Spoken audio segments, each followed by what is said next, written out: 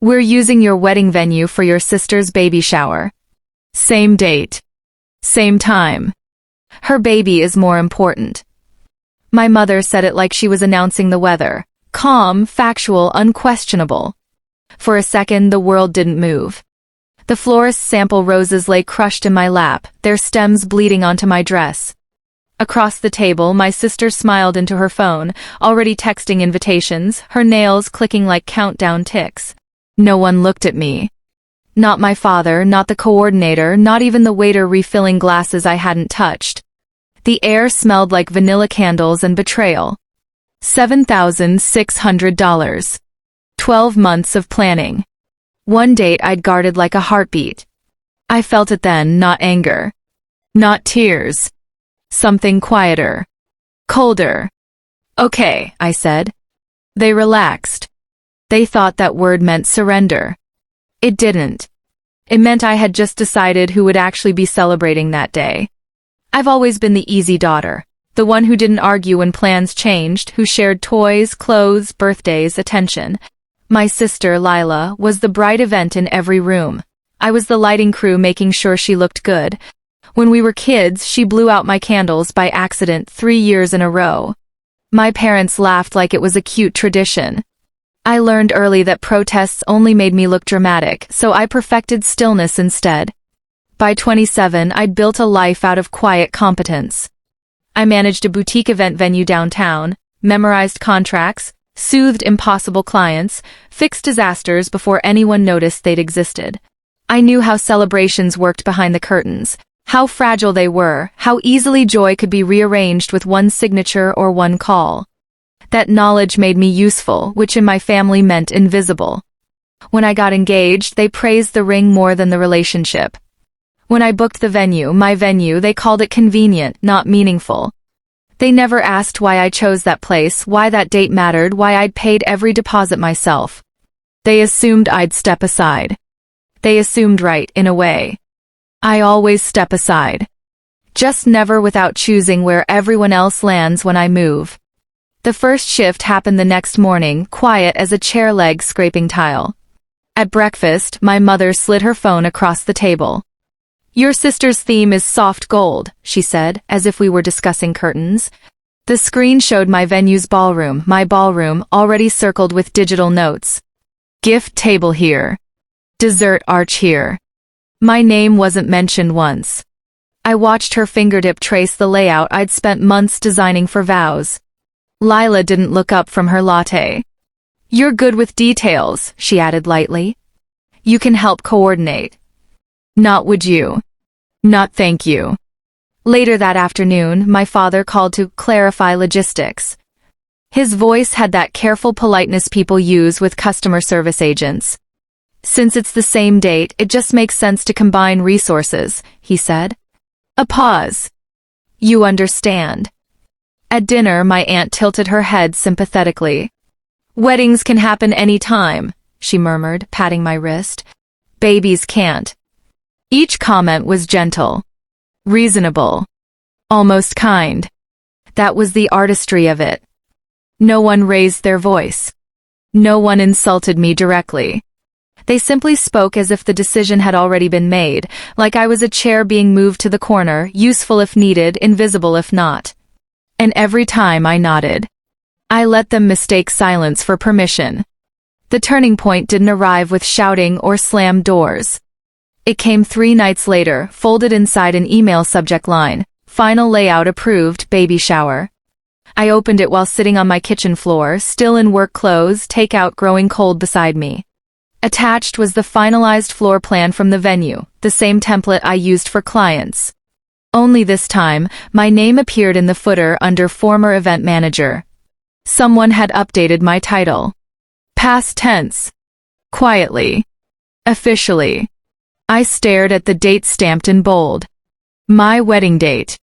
They hadn't asked the venue if the space could be reassigned. They'd told them. And the venue believed them, because families sound authoritative when they speak on your behalf. Because I'd once worked there, because everyone assumed I'd approved it, because I was the agreeable daughter who never made scenes. For a long minute, I listened to the refrigerator hum and the faint traffic outside my window. My chest didn't tighten. My hands didn't shake. Something settled instead. Not rage. Precision. I reread the contract I'd signed a year earlier, the clauses I knew by memory. Cancellation rights. Refund timelines. Authorization hierarchy. My name sat alone on every line that mattered. That's when I understood. They hadn't taken my wedding from me. They'd scheduled their celebration on top of a reservation that still legally belonged to me. And that meant I wasn't trapped in their decision. They were standing inside mine. I didn't rush. Rushing is loud, and loud people get stopped. Instead, I made tea, opened my laptop, and approached the situation the same way I handled difficult clients back when the venue still printed my name on staff badges. Step 1. Verify authority. The contract confirmed it: sole signer, sole decision maker, sole recipient of refunds. Step 2. Confirm policy. I logged into the venue's internal portal, the password unchanged because no one ever remembers to revoke access for employees who leave quietly. The reservation sat there, glowing in soft blue: event type, wedding. Status, confirmed. No amendments. No authorized changes. No secondary contact. They hadn't replaced me.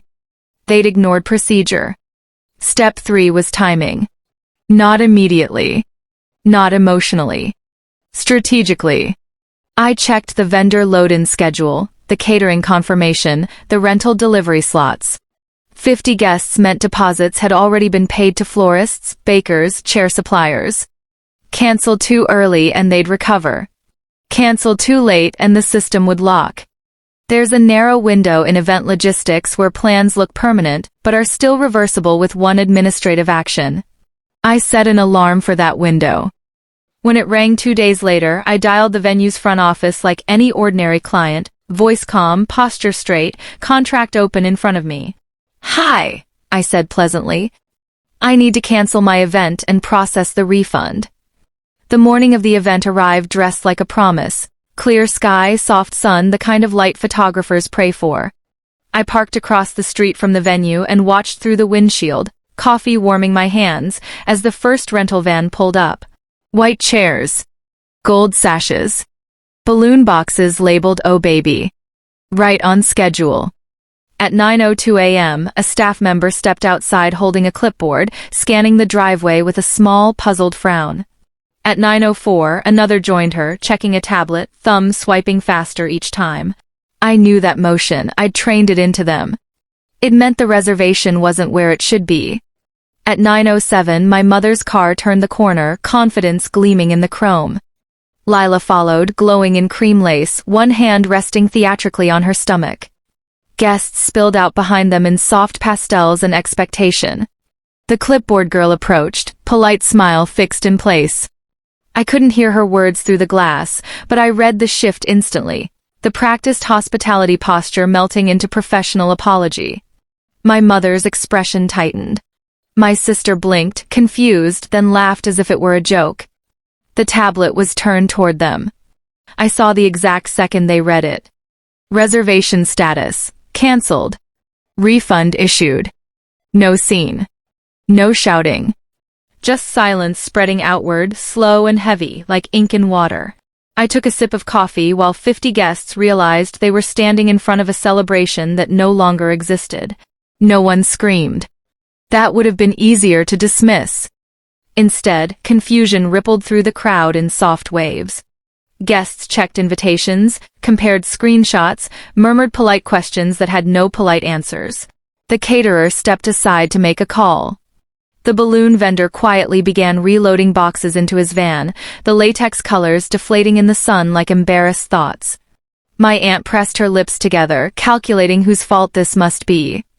No one looked at my sister for long. Sympathy is harder to perform when there's no villain in sight.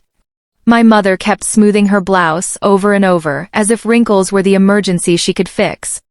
My father spoke to the coordinator with tight courtesy, the tone he used when a bill was incorrect but legally binding. Lila's smile didn't vanish. It stiffened like frosting left too long in the fridge. And me? I sat across the street, unseen, watching the shape of my role in the family collapse. They hadn't lost a venue. They'd lost the assumption that I was movable. That was the real consequence. Because when someone you've always treated as background suddenly exercises authority, it forces a question no one wants to ask. If she could do this, what else has she been capable of all along? I didn't stay to watch the end. Closure, I've learned, doesn't require a front row seat. I drove home with the windows cracked, cool air threading through my hair, and for the first time in years my mind was quiet. Not triumphant, just clear. The refund notification had arrived while I was at the red light. $7,600 returned. 12 months of effort restored to numbers. People think revenge is about taking something from someone else. It isn't. It's about taking yourself back. By afternoon, my phone began lighting up. Missed calls. Messages that started with "what happened?" and ended with "you should have told us." I didn't reply. Silence had always been the language they understood best. Now it finally meant what I intended. I spent the evening opening new venue listings, not to replace the wedding immediately, but to choose differently this time, with intention, not permission. Maybe I'd pick a smaller place. Maybe a later date. Maybe a life where invitations weren't obligations but doors I could close. They would talk about me, of course. Families always rewrite stories to comfort themselves. But they'd never again confuse my quiet with weakness. Because the day they tried to take my wedding from me was the day they learned something irreversible.